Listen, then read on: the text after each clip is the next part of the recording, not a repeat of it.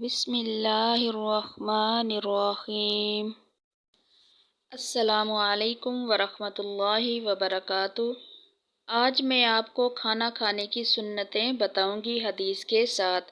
کھانا اگر سنت طریقے سے کھائیں گے تو اس سے آپ کو ثواب تو ملے گا، کیونکہ آپ سنت طریقے سے کھانا کھائیں گے۔ اس کے ساتھ ساتھ آپ کو ایک اور بھی فائدہ ہوگا، وہ ہے آپ کی صحت، یعنی آپ کی صحت کو بھی بہت زیادہ فائدہ ہوگا، طبی فائدے بھی حاصل ہوں گے۔ اگر آپ اس سنت طریقے پر عمل کریں گے تو آپ کو لاکھوں بیماریوں سے چھٹکارا ملے گا۔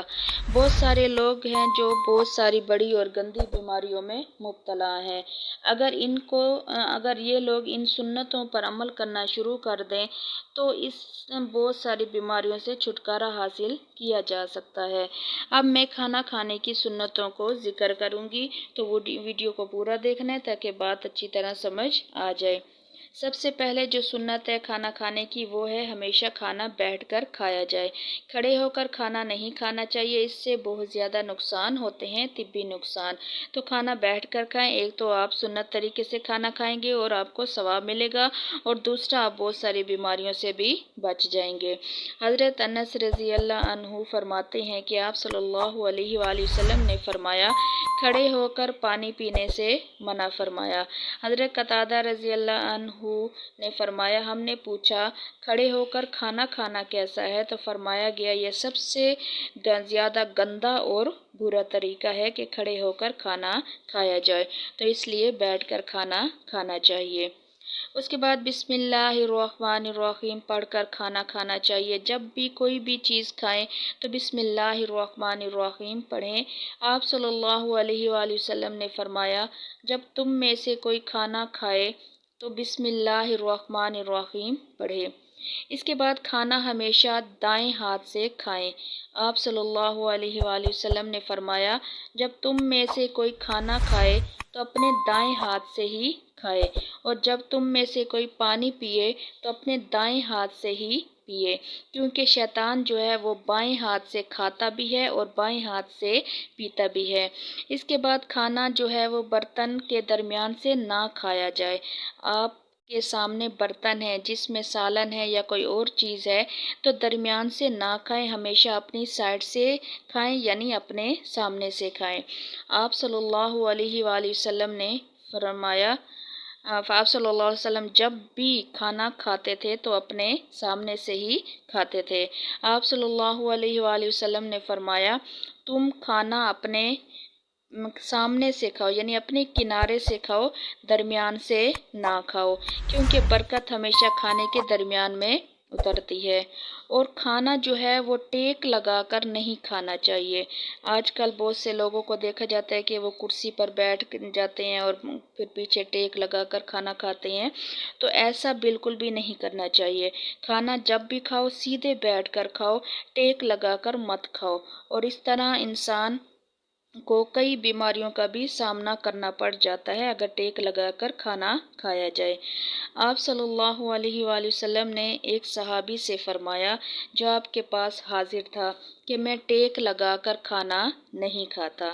یہ صحیح بخاری کی روایت ہے۔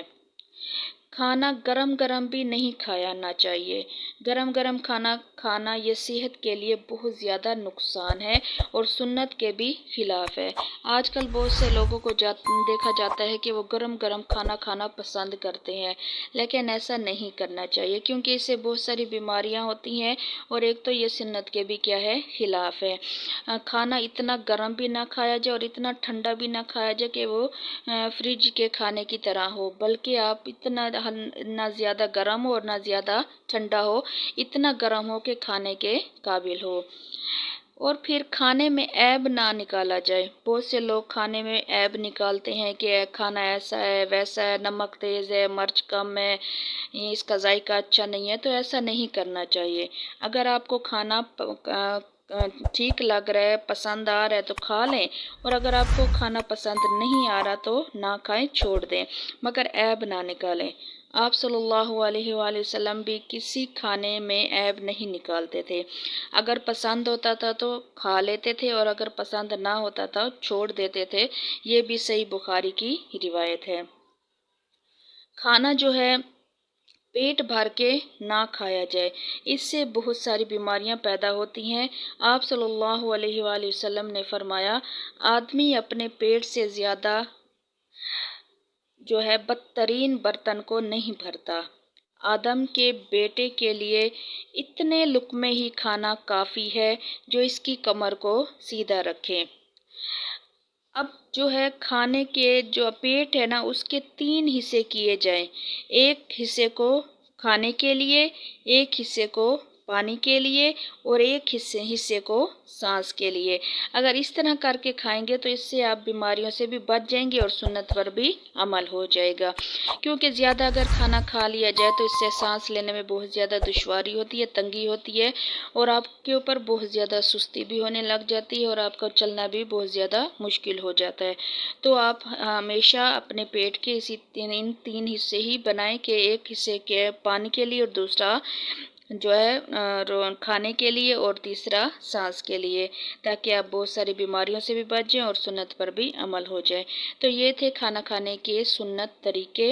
ان سنت طریقوں پر عمل کریں اور بہت ساری بیماریوں سے اپنے آپ کو بچا لیں۔ تو ویڈیو کو لائک کر دیں، اپنے دوستوں کے ساتھ لازمی شیئر کریں۔